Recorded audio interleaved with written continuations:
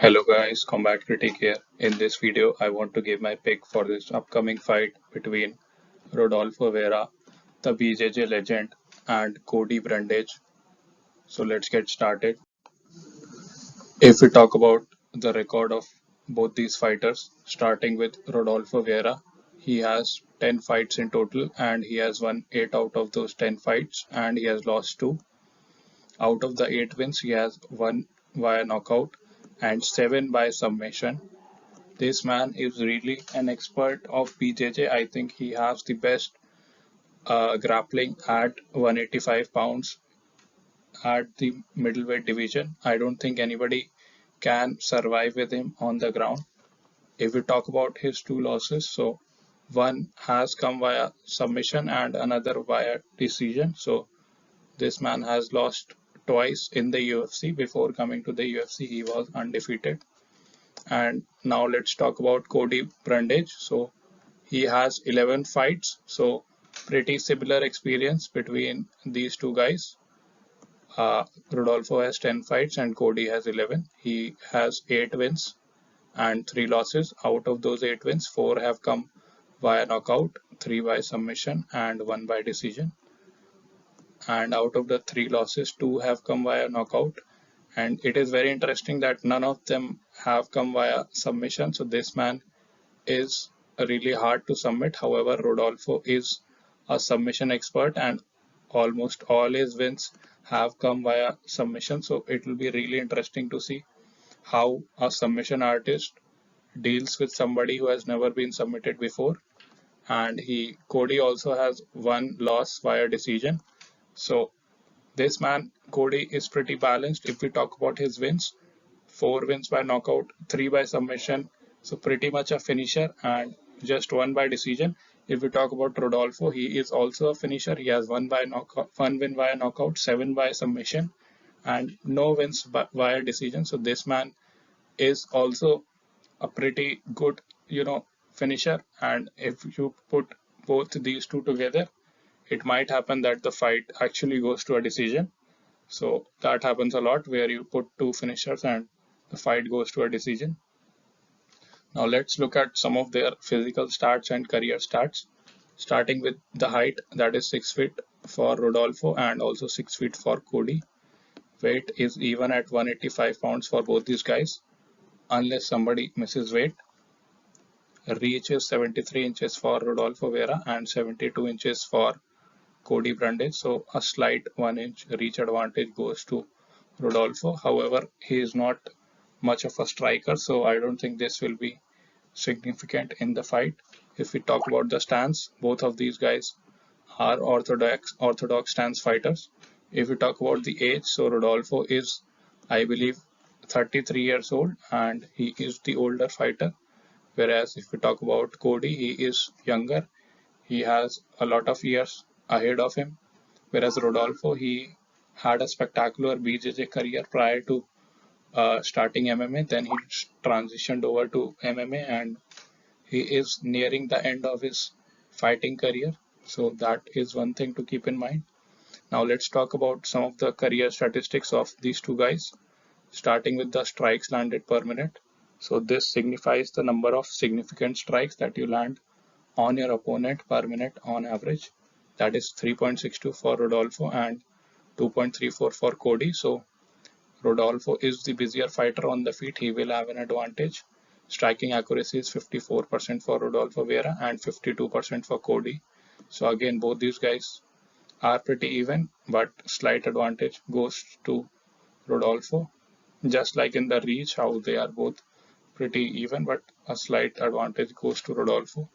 Now, if we talk about the strikes absorbed per minute, this signifies the number of significant strikes that you absorb from your opponent per minute on average. That is 5.09. So pretty high number for Rodolfo Vieira and 2.88 for Cody. So in this case, the smaller number is actually better. So Cody gets hit a lot less than Rodolfo Vieira.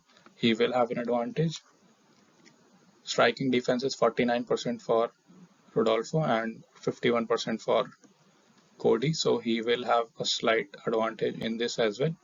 Overall, I believe these two indicators are the indicators which signifies the offensive part of your striking, so that in these two metrics, Rodolfo has an advantage. So in offensive striking he will have an advantage, whereas if we talk about the defensive parameters, which is these two, so in these two Cody has an advantage. Now let's talk about the grappling, submission, and uh, wrestling statistics, starting with the takedown average, that is 3.9 for Rodolfo Vieira and 3.2 for Cody. So slight advantage goes to Rodolfo. Takedown accuracy is 27% for Rodolfo, and this is bad because I believe a lot of these BJJ guys don't really take the time to learn wrestling, and I think because of that their takedown accuracy is not as high.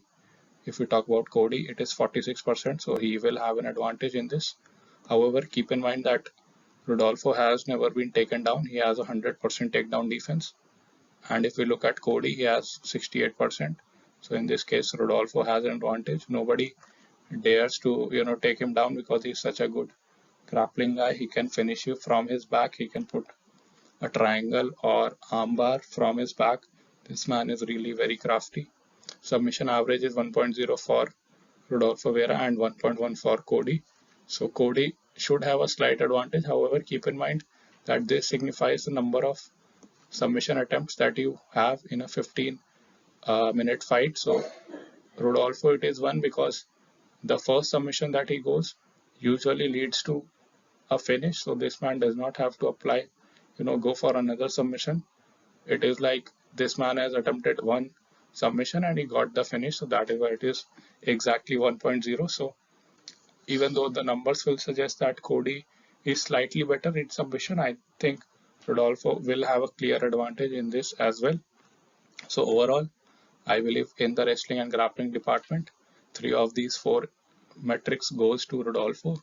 He will have an advantage. The only thing which he is poor at is his takedown accuracy, which is just 27%, and this has been a concern for him in the past. I think he is improving on it, and if he improves this 27%, he has a very high chance of winning this fight. Let's look at some of the previous performances of these two fighters, starting with Rodolfo Vieira. So in his last fight, he lost to Chris Curtis by unanimous decision, and this was in June of last year, 3-round fight. Before that, he beat Dustin via rear naked choke in the third round, and this was back in 2021. So Rodolfo has not been very active recently. He fights like one or at most 2 times per year. Before that, he faced his first ever pro MMA career loss to Anthony Hernandez, where he shockingly got submitted. And in this fight, he totally gassed out and he could not take Anthony Hernandez down. He spent all of his energy in trying to get a takedown, and in the end, he got choked out. This was back in 2021 in the second round. So Rodolfo showed a lot of holes in his cardio, in his wrestling in this fight. I think he has learned from these, and Chris Curtis is actually a beast. So I hope that Rodolfo has improved on his wrestling and his cardio. Before that, this man was really on a tear. He was, finishing via arm triangle, rear naked chokes, and one finish via TKO also, arm triangle, rear naked. So these are his bread and butter. Now, if we talk about this man right here, Cody Brundage. So in his last fight, he lost via knockout to this man, and this was in December of last year. So he is making a quick turnaround. Usually, if you get KO'd like this in the first round, you should not make a quick turnaround. You should, let your brain recover, let your body heal up, and no knockout takes a lot out of your, brain and your mental clarity. So you need at least 6 months to recover. However, he is making a quick comeback. I think this man believes that this knockout was a fluke, and now his ego wants him to get on the winning streak and prove all the haters that this knockout was really a fluke.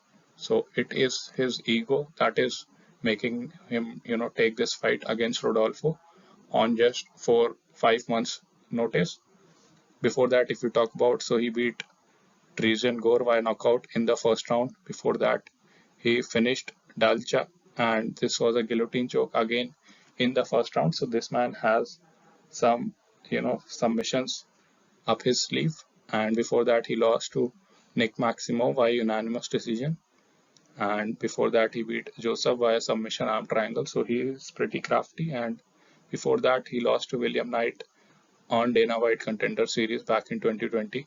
So he has, some experience in knocking people out, in submitting people. Pretty well-rounded guy. However, I don't think he has faced the kind of grappler that Rodolfo is. Rodolfo is really crafty. If he takes you down with like 2 minutes left on the clock, you are pretty much getting finished, and it's a wrap. I think Rodolfo, if he works on his takedowns, he can take Cody to the ground, and once he does that, it is all over. For Cody to win this fight, I think he will have to win a unanimous decision.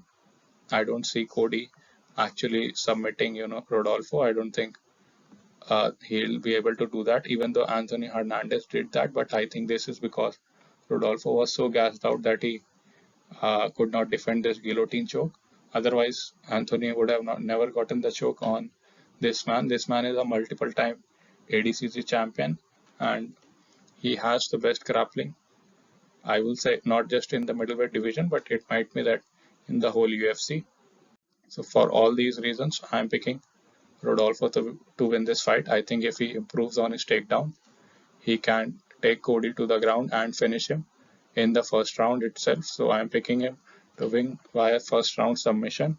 Let me know what you guys think in the comments below. I'll see you guys in the next video.